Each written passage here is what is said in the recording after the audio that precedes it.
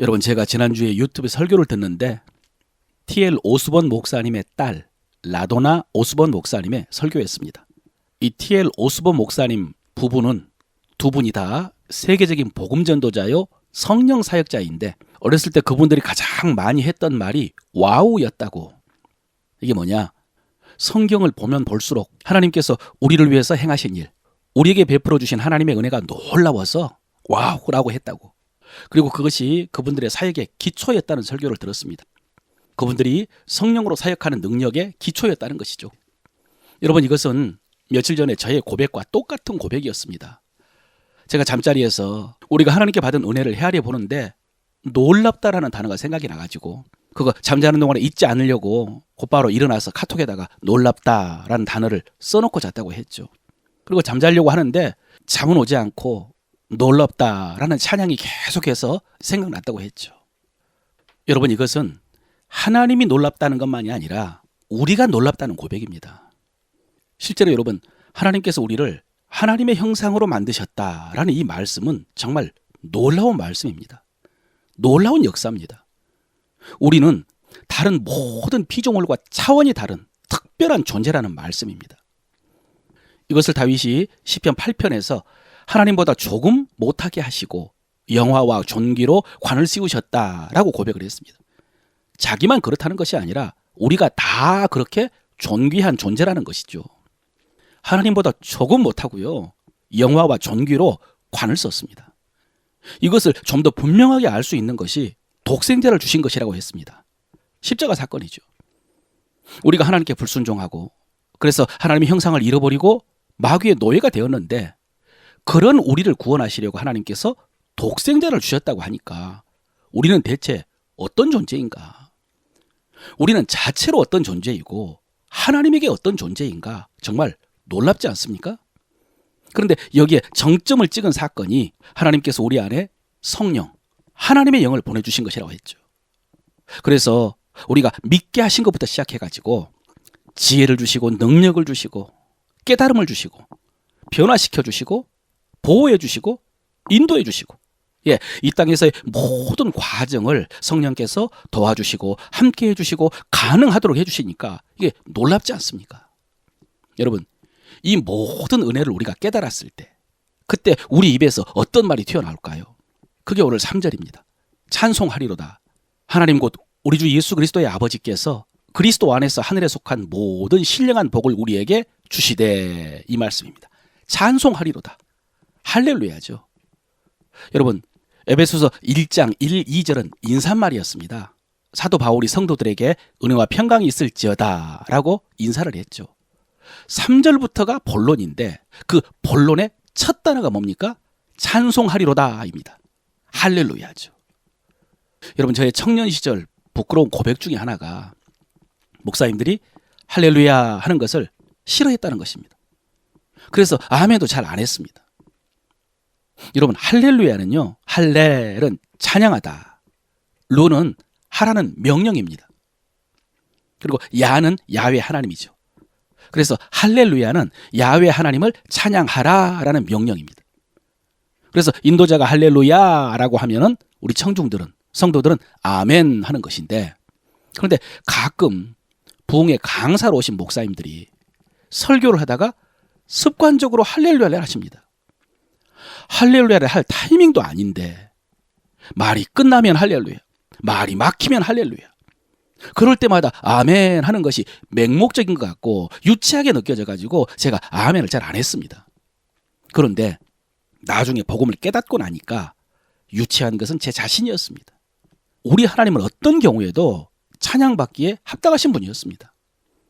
하나님께서 이미 행하신 일, 베풀어 주신 은혜가 마땅히 할렐루야에 합당했고요, 앞으로도 얼마든지 찬양할 수 있도록 역사하실 것이기 때문에 아무 설명이 없어도 할렐루야라고 하면 아멘 해야 되고요, 또 아멘 해도 되는 것이었습니다.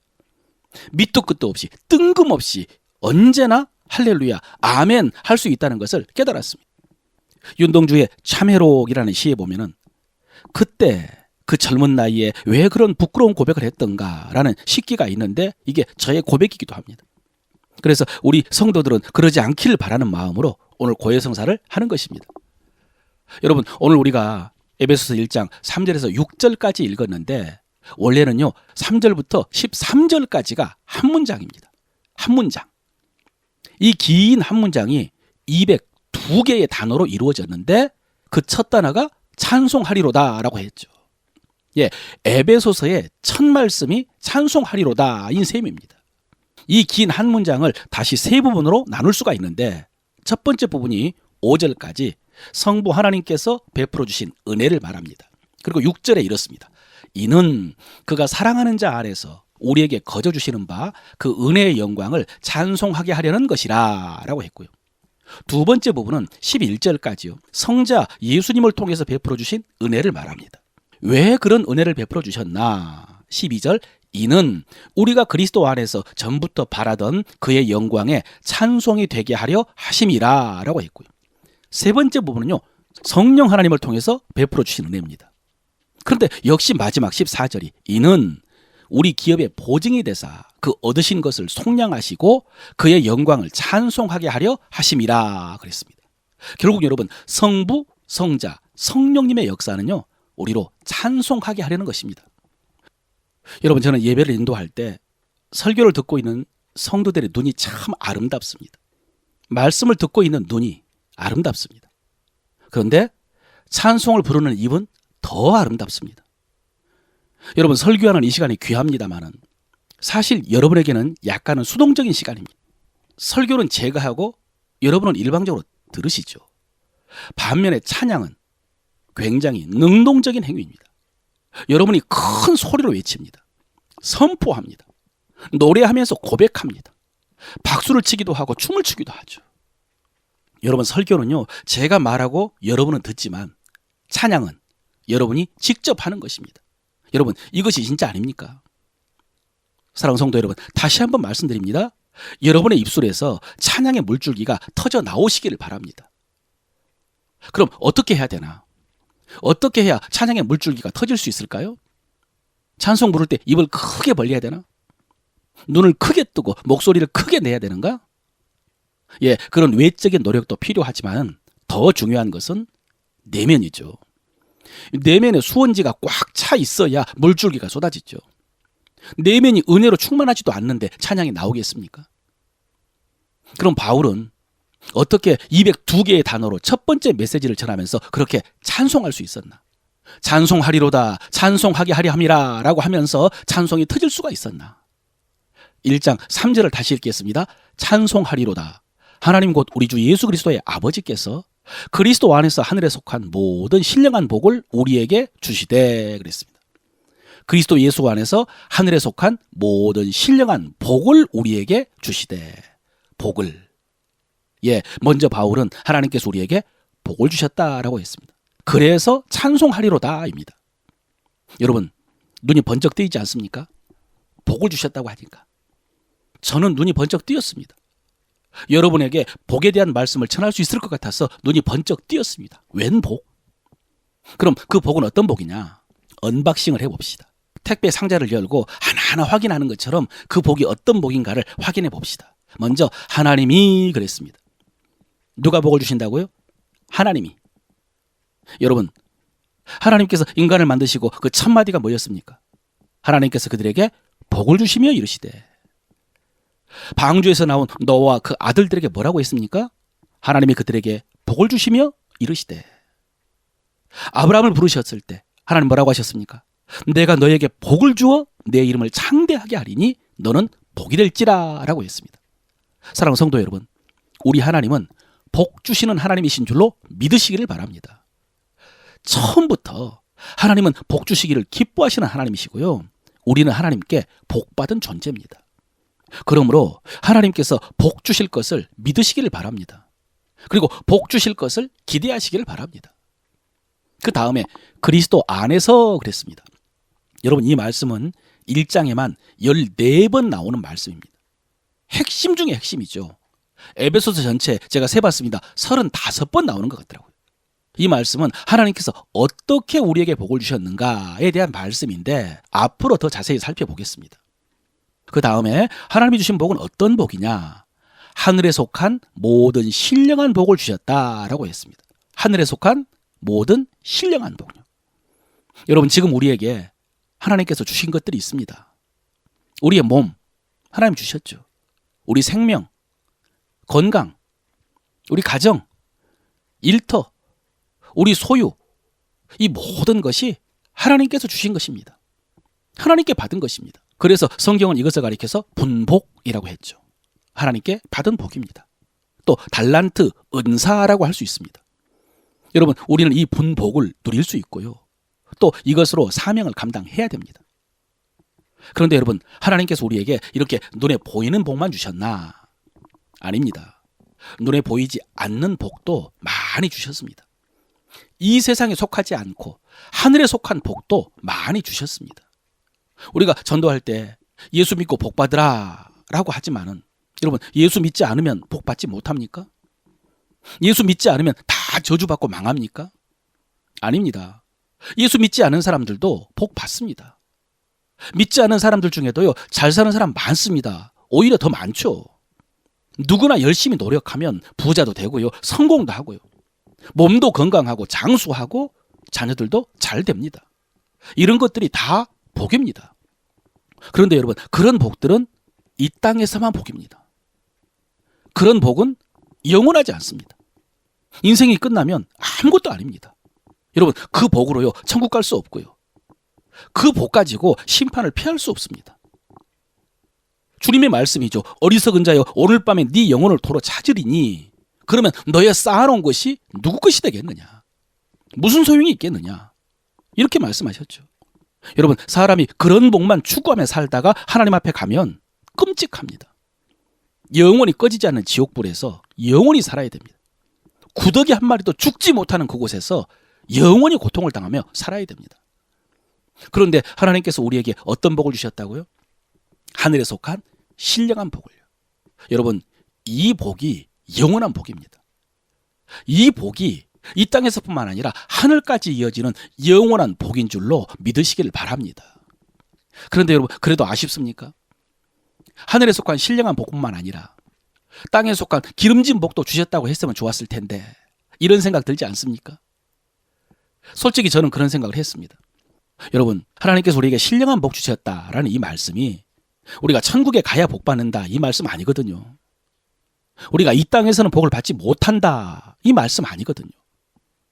여러분, 이 복이요, 부여나 건강이나 평안이나 형통으로도 연결된 복이거든요. 그런데 그것을 여러분에게 이해를 시키려면 설명이 길어지기 때문에 그냥 우리가 받은 복은 영원한 복이다라고만 말씀을 드린 것입니다. 그런데 여러분, 5절 보겠습니다. 그 하늘에 속한 신령한 복이 어떤 복인가? 그 기쁘신 뜻대로 우리를 예정하사 예수 그리스도로 말미암아 자기의 아들들이 되게 하셨으니, 이것입니다. 여러분, 하나님께서 우리에게 주신 하늘에 속한 신령한 복의 핵심은요, 하나님께서 그리스도로 말미암아 우리를 자기의 아들들이 되게 하신 것입니다. 우리가 하나님의 아들들이 된 것, 이것이 우리가 받은 하늘에 속한 신령한 복입니다. 어떻습니까, 여러분? 이 말씀을 묵상하는데 곧바로 떠오르는 것이 벤허라는 영화였습니다. 여러분 잘 아시죠? 벤허라는 유대인이 친구에게 배신을 당하고요, 노예로 팔려서 로마 군함에 노를 저었습니다. 3년 동안. 보통 노를 젓는 노예들이 2년을 버티는데 벤허는 복수심에 사로잡혀가지고 3년을 살아남았습니다. 이 벤허는 마케도냐 해적들과 전투에서 물에 빠진 아리우스 사령관을 구해줬고요, 배가 침몰한 후에 전투에서 패했다고 생각하고 자살하려고 하는 그 사령관을 또 막았습니다. 그리고 며칠 동안 둘이서 표류를 하다가 로마 군함에 의해서 구조가 되었는데, 그런데 전투에서 승리했다는 것입니다. 그래서 이 아리우스 사령관이요, 개선 장군이 되어서 로마로 돌아갔습니다. 지난주에 살펴봤던 그 아비오 광장을 지났을 것입니다. 여러분, 우리는 영화의 내용을 알고 있지만 설교를 위해서 새로운 가정을 좀 해보겠습니다. 여러분, 벤허는 아리우스 사령관의 목숨을 2번이나 구해준 생명의 은인입니다. 그래서 사령관은 벤허를 로마에 데리고 갔고요, 사령관 집에서 열린 파티에도 참석을 시켰습니다. 이 자리에서 아리우스 사령관이 벤허에게 상을 준다고 했습니다. 가정입니다. 자, 여러분, 벤허는 어떤 상을 기대할 수 있을까요? 배너에게 요구를 하라고 했다면 여러분 배너는 무엇을 요구했을까요? 생각을 해보니까 배너가 가장 크게 기대할 수 있는 상은 자유인이 되는 것이었을 것입니다. 풀어달라고, 자유를 달라고. 더 욕심을 버려본다면 돈, 상금을 기대할 수 있겠죠. 목숨 구해줬으니까. 더 큰 욕심을 버려본다면 로마 시민권 정도를 구해볼 수 있었을 것 같습니다. 그런데 여러분, 아리우스는요, 배너에게 그런 거 주지 않았습니다. 아리우스가 준 것은 반지 하나였습니다. 아리우스 가문 조상들의 반지를 배너에게 주었습니다. 여러분, 배너는 이 반지를 받고 자기가 기대한 것들을 받지 못해서 실망했을까요? 아닙니다. 배너는 바보가 아닙니다. 배너는 그 반지가 무엇을 의미하는지 알았습니다. 아들이 되는 것이죠. 아들로 삼아주신 것입니다. 그 반지 속에는 그가 원했던 모든 것이 다 들어있었습니다. 그것만이 아니죠. 너는 내 이름과 내 재산의 합법적인 상속자다. 예, 아리우스 가문의 모든 것이 배너의 것이 되었습니다.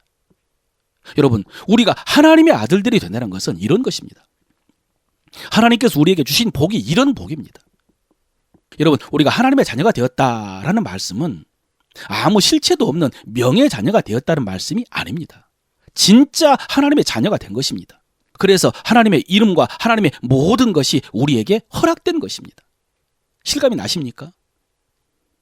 여러분, 방금 말씀에서 하나님께서 우리를 어떻게 자녀로 삼으셨습니까? 그리스도로 말미암아 그랬습니다. 그리스도로 말미암아가 뭐죠? 예, 독생자 예수를 십자가에 내어주시고 그런 말씀이죠. 하나님의 독생자를 우리 대신 십자가에 내어주시고 우리를 자녀로 삼으셨으니 여러분, 명예가 아니죠. 흉내가 아니죠. 진짜죠.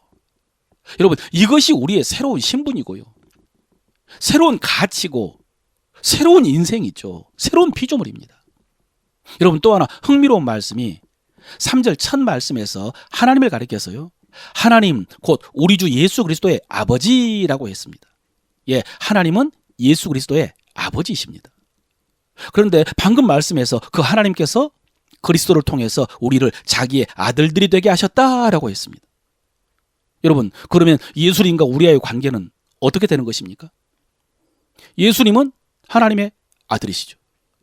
우리도 하나님의 아들들입니다. 그럼 예수님과 우리는 관계가 어떻게 되는 것입니까? 촌수가 어떻게 되는 것입니까? 이런 생각해 보셨습니까? 이런 거 아셨습니까? 내 자신에 대해서. 로마서 8장 29절입니다. 하나님이 미리 아신 자들을 또한 그 아들의 형상을 본받기 위하여 미리 정하셨으니 이는 그로 많은 형제들 중에서 맏아들이 되게 하려 하심이라 라고 했습니다. 여러분, 여기서 하나님이 미리 아신 자들은 우리들입니다. 하나님께서 우리를요, 그 아들의 형상을 본받게 하셨다라고 하십니다. 이것도 굉장한 말씀입니다. 그런데 그 다음 말씀요, 이는 그로 많은 형제들 중에서 맏아들이 되게 하려 하심이라. 그로, 예, 여러분, 그는 예수님입니다. 형제들 중에서 이 형제는 우리들 포함입니다. 그로 형제들 중에서 뭐가 되게 하신다고요? 맏아들이 되게 하려 하심이라. 여러분, 예수님이 맏아들이면 우리는 뭡니까? 우리는 뭡니까? 로마서 8장 15절 이하입니다. 너희는 다시 무서워하는 종의 영을 받지 아니하고 양자의 영을 받았으므로 우리가 아빠, 아버지라고 부르짖느니라. 성령이 친히 우리 영과 더불어 우리가 하나님의 자녀인 것을 증언하시나니 자녀이면 또한 상속자, 곧 하나님의 상속자요 그리스도와 함께한 상속자니 그랬습니다. 여러분, 아빠, 아버지, 또 우리가 하나님의 자녀다, 이런 말씀 익숙하시죠? 확신하시죠? 자녀이면 상속자, 하나님의 상속자요, 이해되시죠? 그러면 그리스도와 함께한 상속자 어떻습니까? 예수님도 상속자, 우리도 상속자, 이해하시겠습니까? 여러분, 이런 말씀은 성경 구석구석에 정말로 많습니다. 그런데도 아직도 우리가 하나님의 자녀다라는 이 말씀이 여러분 뜬구름 잡는 말씀 같습니까? 공허합니까? 막연합니까? 탕자의 비유 속에 나오는 큰아들, 아버지, 아들 이런 건 상관없고 자기에게 염소 새끼 한 마리 주지 않는 것을 서운해한 것처럼 여러분도 그렇습니까? 그런 거 말고 여러분의 소원이나 이루어 주셨으면 좋겠다. 아직도 그것만 기다리고 있지 않습니까? 아니죠.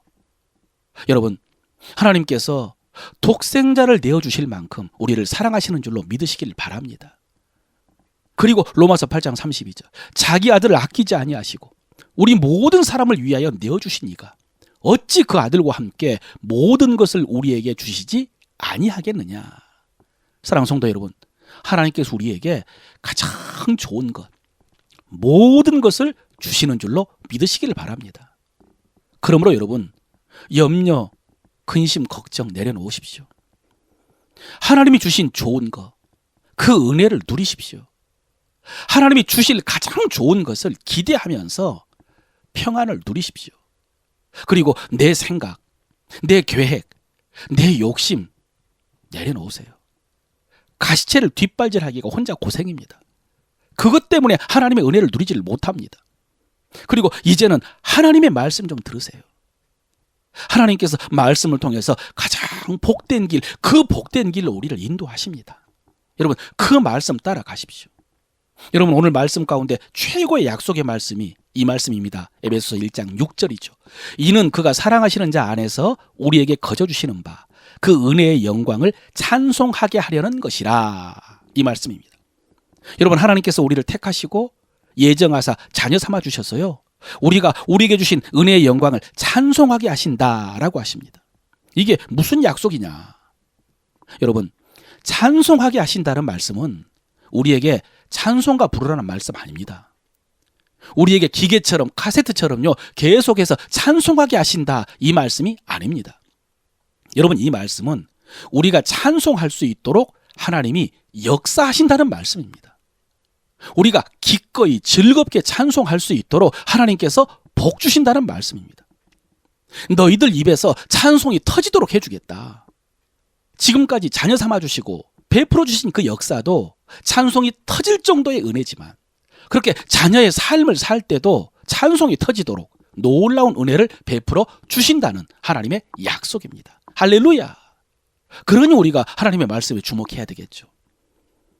말씀을 마칩니다. 사랑하는 성도 여러분, 우리 교회는요, 우리 삶에는 찬송이 가득합니다. 아멘이죠. 하나님이 우리에게 베풀어 주신 놀라운 은혜를 알고 누리기 때문에 찬송이 가득합니다. 또 하나님께서 우리 입에 찬송이 터지도록 역사해 주실 것을 믿기 때문에 찬송이 가득합니다. 사랑하는 성도 여러분, 이 한 주간 찬송하면서 그 은혜를 누리고 그리고 그 역사를 체험하시기를 바랍니다.